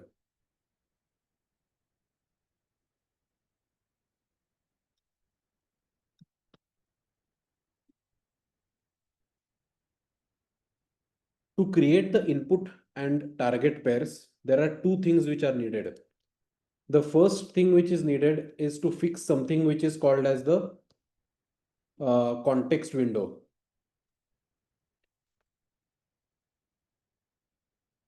And the second thing which is needed is to fix something which is called as the batch size. Context window is essentially the number of tokens which the language model looks at one time. So let's say I'm going to assume a context window of 4 over here, and I'm going to assume a batch size of 4. And for the sake of this demonstration, assume that one word is equal to one token, although we have seen that is not the case. So the way input and output pair is created is that I'll show you how one input output pair is created. So let's say one day a little. That's my first input pair. My first input is this. One day a little. The way I will create my output for this is I'm going to shift the input to the right hand side by 1. So I'm going to shift the input to the right hand side by 1. So my output is going to be day a little girl. So if the token number for token ID is for this is 1, 11, 15 and 24, the output is going to be 11, 15, 24 and let's say whatever for girl maybe it's 80 or something. This is one input output pair.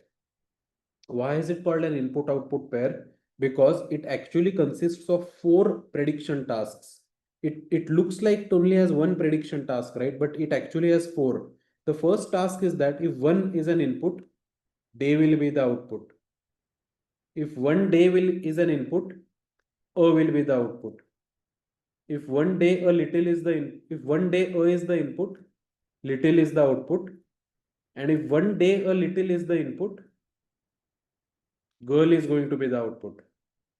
So see, that's why it's called as an input output pair. And although it looks like a one pair, there are 4 prediction tasks which we have to do here. When 1 is an input, day should be an output. When 1 and day are inputs, A should be the output. When one day A should be the input, little is the output. And when one day a little is the input, girl is the output. Why are we doing this? Because we want to predict the next token, right? When 1 is the input, day is the output because this is the next token. When one day is the input, O is the output. That's the next token. When one day E is the input, little is the output. And when one day O little is the input, girl is the output. So here is how next, that's why it's called as a next token prediction task.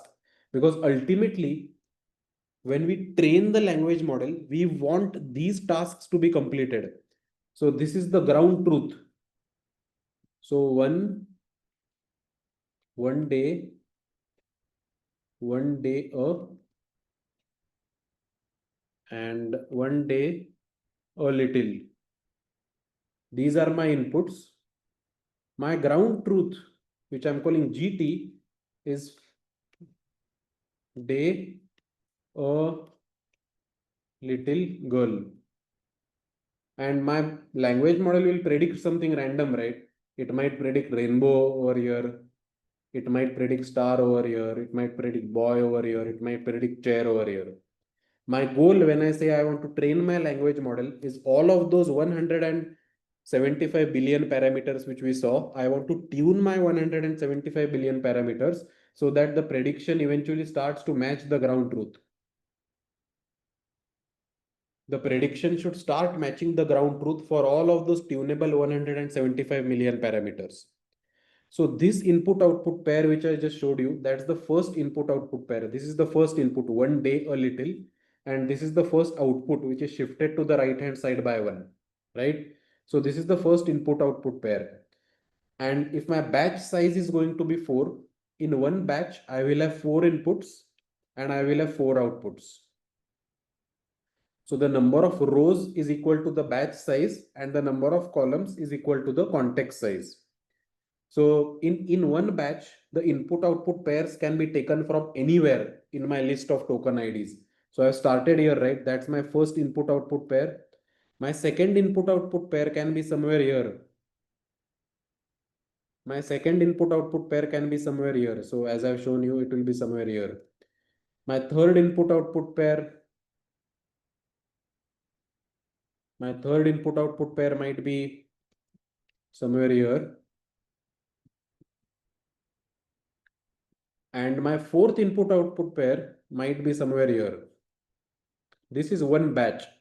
One batch has 4 input output pairs which look like this. The first row is the first input output pair. The second row is the second input output pair. The third row is the third input output pair. And the fourth row will be the fourth input output pair. And usually when we train, we first train it for one batch, we update the parameters. Then when the next batch is created, again we take the input output pairs randomly from the data set.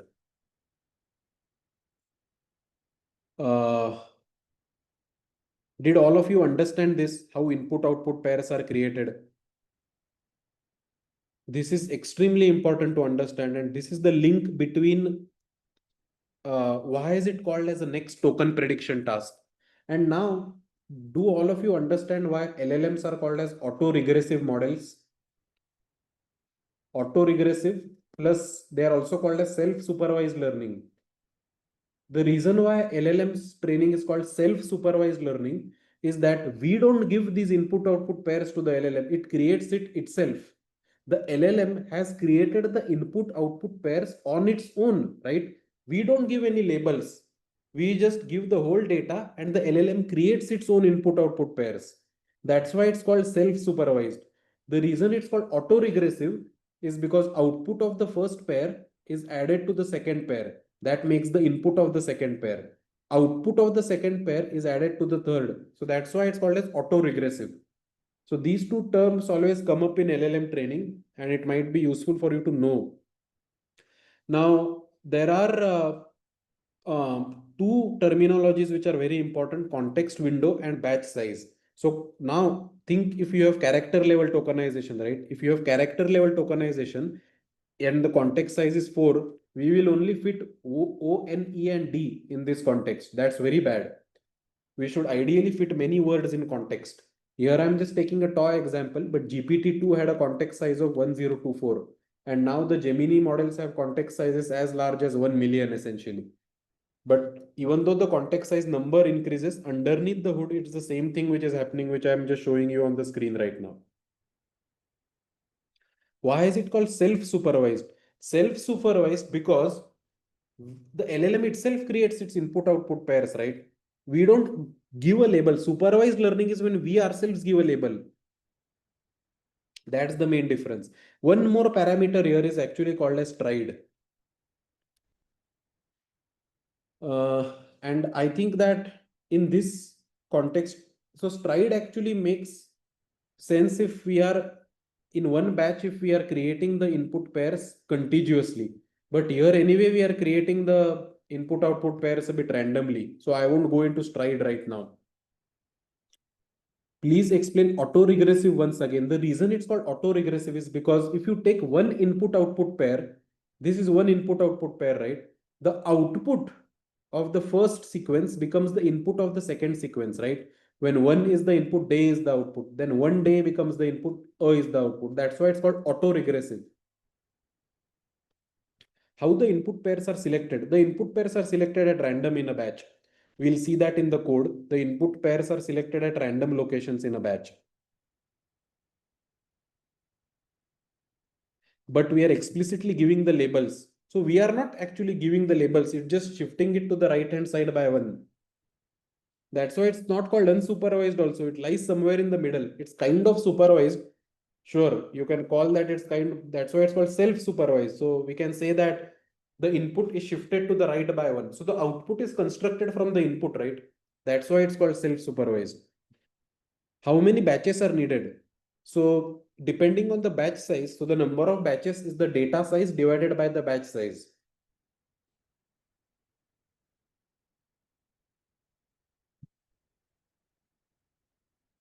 Why are we not going sequential rather than random so that we improve the generalization performance?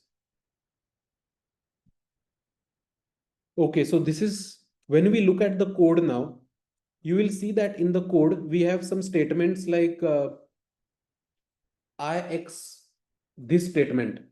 This essentially means that we are going to look at a random point in the data and we are going to start sampling at that random point. We are going to sample uh, similar to what I just showed you right now. So if the code seems confusing, you should just have this visual which I explained to you right now on the screen. What happens to the target if the input is the last four words? That's a good question. So there are two things we can do here. Either we pad the target with tokens or we just remove the last sequence. Both are possible. Now we are going to go to code for all the steps which we have seen so far. And I hope that based on whatever we have seen so far, coding actually becomes easy to understand. So there are two places at which the code might seem a bit difficult. Here, when we create this memory mapped array, there the code might seem difficult, but I will explain it to you when we go there. So let's now come to the code right now. And this code file is the main code file which we'll be using for training. I'm just going to share my screen now.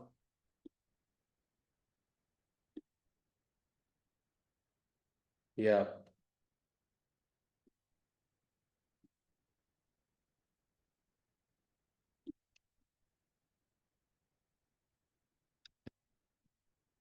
Yeah, this is the code file now. So all of you can actually take a look at this code file. And today we only have to cover until this section. Today we only have to cover until step number 3. We'll come to step number 4 tomorrow. So first you can load this package datasets, which is a transformer, which is a library from Hugging Face actually, because we'll be loading this dataset. This is the dataset which we'll be loading, which I already showed you, which has those 2 million stories, right? It's this dataset. I think I have it over here.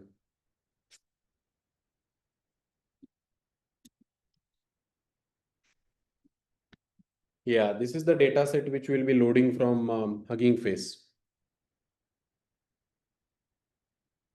So just click on this and you will see that it does take some time to load this 2 million dataset.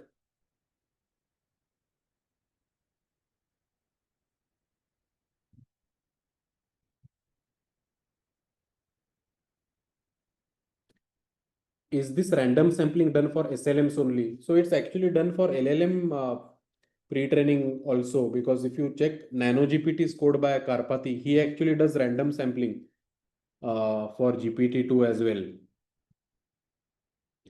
Okay, so dataset is loaded right now, right? The next step is tokenization. So as I mentioned to all of you, we are using the byte pair encoder. So this is tick token.get encoding, right? So tick token is a library which provides the tokenizers from OpenAI. So here is where you can load the GPT-2 encoder. GPT-2 had the byte pair encoding tokenizer. And then what we are going to do here, pay very careful attention to every step here, okay? So first what we are doing is that every token is converted into a token ID.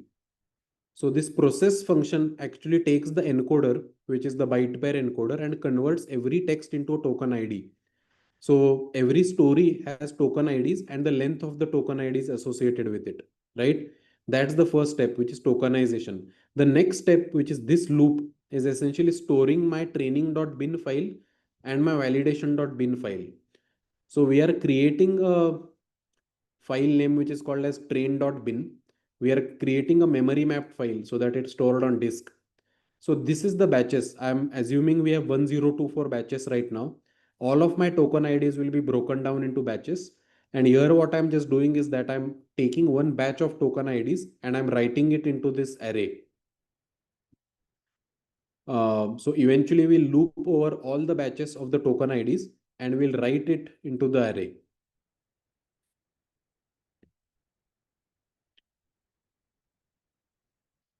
So each shard of data here is essentially, so one shard is equal to one batch.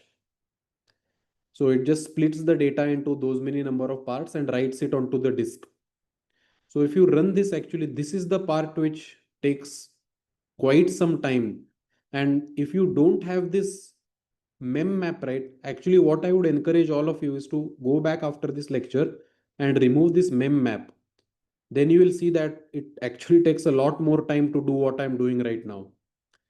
In fact, even to complete this process, it takes a significantly more amount of time. This is very time consuming because the data set size is very large. That's why loading large data sets when you do production level SLMs is not very easy.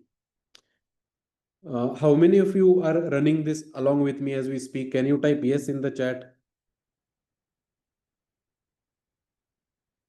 Okay, good. Now, one thing which I would suggest to many of you is that right now we don't need the A100 GPU, but we will need it when we are actually going to do the pre-training.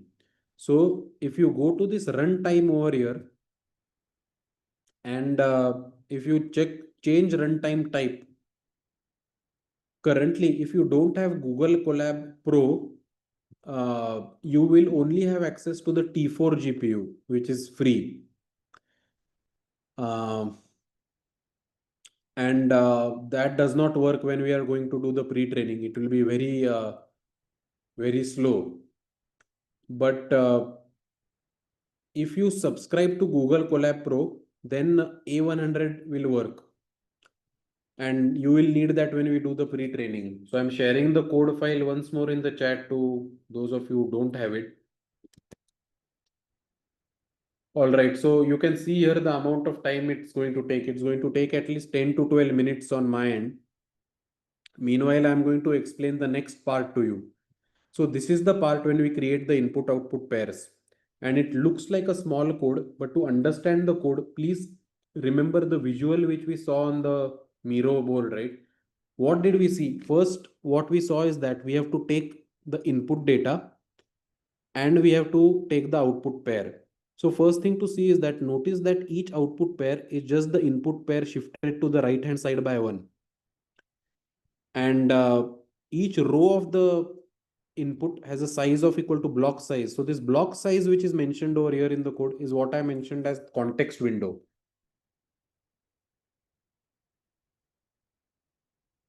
So this torch.randint is essentially going at any random place in the dataset and looking for that particular vector.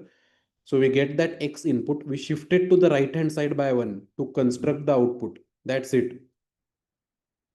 So it's as simple as that really. If you forget about these two parts for now, what these two positions, what these two parts are doing is that whenever you call the get batch function, let me show this to you again on the Miro board.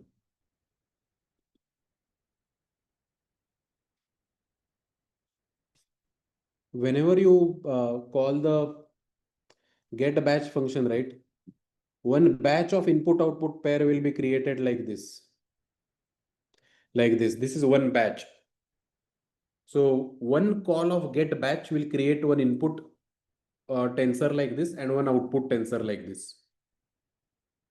And the output is the input shifted to the right hand side by one. And remember, as has been pointed out in the chat, at this point when we create the input and target pairs, we are only dealing with token IDs. And from this point onwards, we have no clue of what my original data was. Imagine you being the computer or the language model and you just having a bag of token IDs. From that, you have to learn about language. It seems impossible, right? But that's what we are going to do right now.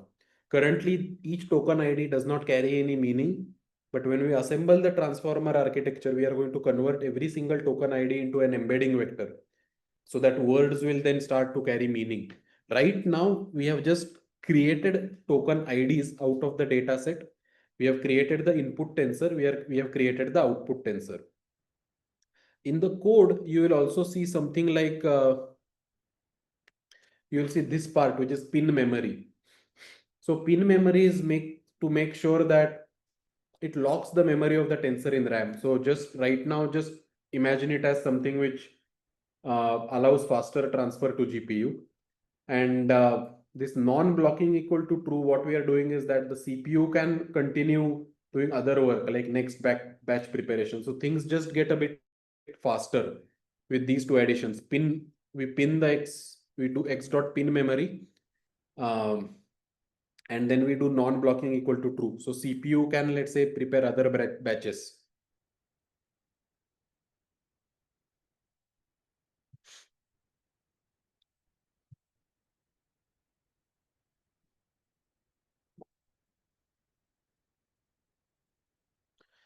So let me see how much of my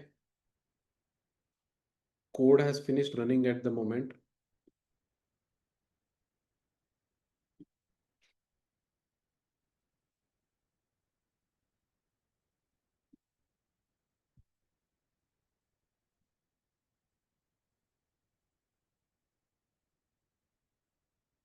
Yeah, you can see that it's still only 30% finished and 9 more minutes are remaining for this. So till the time this is loaded, let me actually take some questions in the chat. So let me now summarize the entire lecture which we have seen so far. And then once the summary is done, hopefully my tokenization would also have been done until that point of time. So in this lecture, what we saw is that we actually saw three parts of assembling the small language model pipeline, which actually many people neglect. Training and architecture, you can only understand once you understand how the data set is processed, how tokenization is done, how input and target pairs are created, let's say. Without understanding this, it's very difficult to understand what we are going to do in tomorrow's lecture. So first we took a data set which captures the essence of English language, which are tiny stories, right? Stories which 3 to 4 year old kids could understand. The next step which we did is we tokenized this data. We saw three modes of tokenization. We saw word-based tokenization, we saw character-based tokenization, and we saw subword-based tokenization. We saw that word-based tokenization has the out of vocabulary problem, character-based tokenization has the context window problem, and it destroys language, the essence of language. Subword-based tokenization is a good trade-off between these two. I shared the link of this byte pair encoding article with all of you. Let me again share it in the chat so that you can go through it in detail after today's class, since I did not cover it in that much amount of detail here. The next step, which many people are confused about really, is once we get the token IDs, let's say we have collected the train.bin file with a bunch of token IDs and validation.bin file with a bunch of token IDs. After this point, we have no clue about the language, and the only thing we have is token IDs. Then what we have to do is that we have to create input and target pairs, input output pairs. To do that, we decide the context size first and we decide the batch size. The context size helps us to determine the length of the input sequence. We shift the input sequence to the right by one to create the output sequence. One input and output sequence has multiple input prediction tasks, right? So if one is the input, day is the output, one day is the input, is the output, etc. And eventually we'll train the language model to predict all of these tasks, to do all of these tasks correctly, which means we are going to train the language model for next token prediction. The beauty of this whole thing is that this simple exercise of training the language model to predict for the next token prediction makes the language model understand the form and meaning of language. That's quite incredible, because right now we are just teaching next token prediction. We are not teaching anything about the grammar. We are not teaching anything about the world around us. Once the input target pairs are assembled, we also have to determine the batch size, right? Why do we break it into batches? Because that's a common machine learning technique. We update the gradient after one batch instead of after doing for the entire data set. And what do I mean by gradient right now? Don't worry about it. Essentially, to make these predictions match the ground truth as well as possible, there are parameters. There are these millions and billions of parameters which we have to tune. And to tune them, we are going to use gradient descent. We are going to use back propagation, which we'll see later. No need to worry about this right now. Yeah. Now let's see if there are any questions in the chat. What is train.bin? So these are just training data and validation data, right? Eventually we'll have to validate the language model. So at that time, we'll need the validation data. LLM, what's the difference between LLM and SLM? There are two differences. One, the data set for SLM is very specific. And in SLM, we also make sure that the parameter count is very low. There is no one number I can give you, but if you tell me that a language model is 10 million or 50 million, it's definitely a small language model. Generalization is performance on new data which has not been seen before, essentially.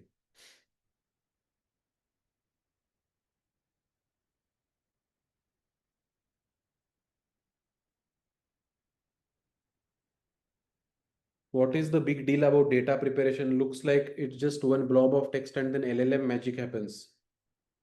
So the big deal about data preparation is that someone would have sat down in a room and figured out that I can create input output pairs by shifting the output to the right by one. So it's that leap of faith that even if I create an input output pair in a simple manner like this, hopefully the model will learn a language. That's the big deal about this process of the input output pair. It looks really simple, but this simple task of next token prediction actually teaches the language model about so many things which it did not know before, really.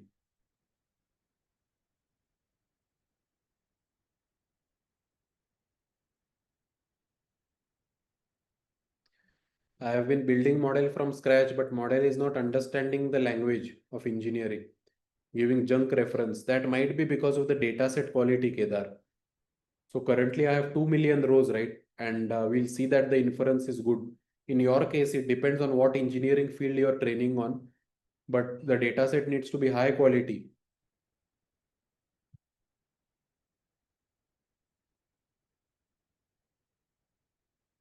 How can I train the model which can understand users' intention? Fine tuning. So I'm not going to answer any questions about fine tuning or RAG at the moment. Can you give a quick recap of context size? That's a good question. So context size is essentially, if you take a look at how we create input output pairs, the number of tokens which I look at in any given input is constricted by the context size. This means that for the LLM to make the next token prediction, right now it's only looking at 4 tokens, right? So the context size is essentially the amount of tokens which an LLM sees before it predicts the next token.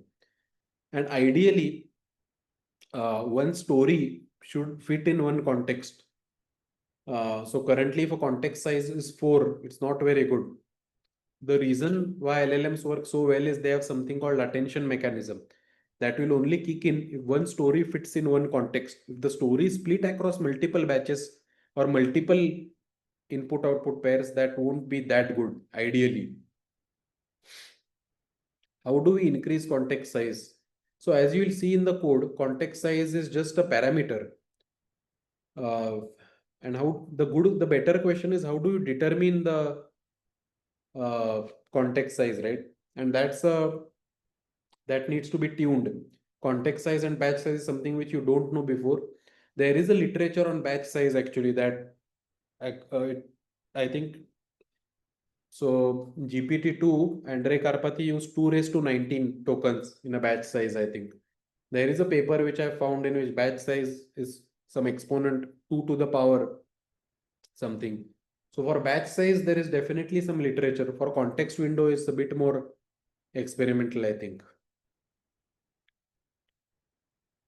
So yeah, the good question, right? So emergent behavior only comes because of size, as we saw. For SLMs, we don't care about emergent behavior at all. For SLMs, we only want our LLM to solve one task and that's it. We don't care about emergent behavior at all. For SLM, we don't care about this. For SLM, we just have one specific data set. We want our SLM to solve, to be trained on that data set. That's it.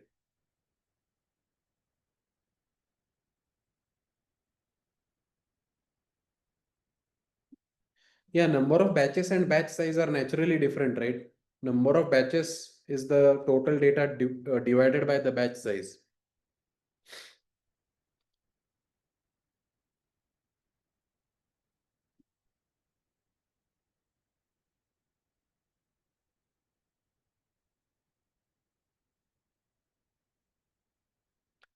What was our context size in the code? So I believe the context size in the code was 1024.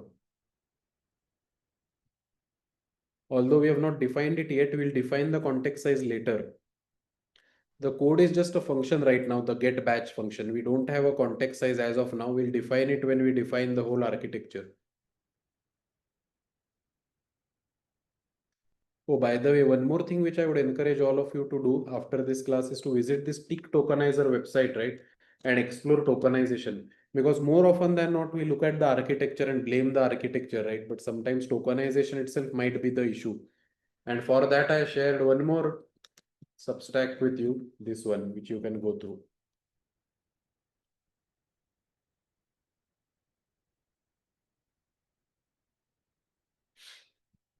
Okay, let me jump back to my code to see how much is finished. Yeah, here you can see that my train.bin is now written to the disk. My validation.bin is written to the disk. The last step is that I just run this get batch function. That's all. How many of you have reached this stage with me that you finished step number 3 right now? Can you type yes in the chat if you've reached this much? So before tomorrow's lecture, it would be great if you could revise today's lecture. I would upload the recording on the dashboard itself. And for people who have registered for the pro plan, I will be uploading the lecture notes on your dashboard. And I will be uploading much more resources on your dashboard. So I'll also be uploading assignments on the dashboard. Yeah, you can still register for the pro plan if you want. So go ahead here and register over here. So people of the pro plan, I'm going to share lecture notes, then advanced SLM code with deep seek components such as mixture of experts, multi-token prediction. Then we have written an Visuara's enterprise SLM book that I'm going to share. I'm going to share a certificate of completion for people in the pro plan. All of these things are only available for the pro plan. Okay, so if you have reached until this point in the code, that's great. Tomorrow, so let me share my screen to now showcase the agenda for tomorrow.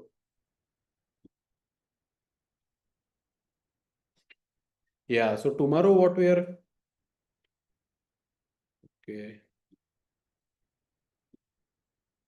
Yeah, tomorrow what we are going to do is that tomorrow we are going to start assembling the entire architecture.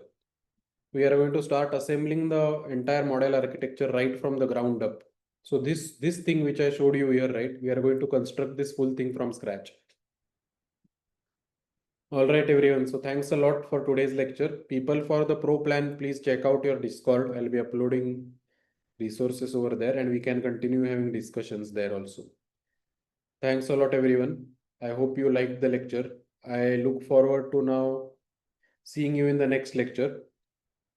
So this lecture was around 2 hours, but I could not condense it more. It's very difficult to make it less than 2 hours. Tomorrow's lecture will be at the same time, where we will assemble the LLM architecture entirely. Go back today and revise today's lecture, run through the code so that you're prepared for tomorrow's lecture. Thank you everyone. Take care. I'll see you tomorrow. Bye. The link is the same for tomorrow.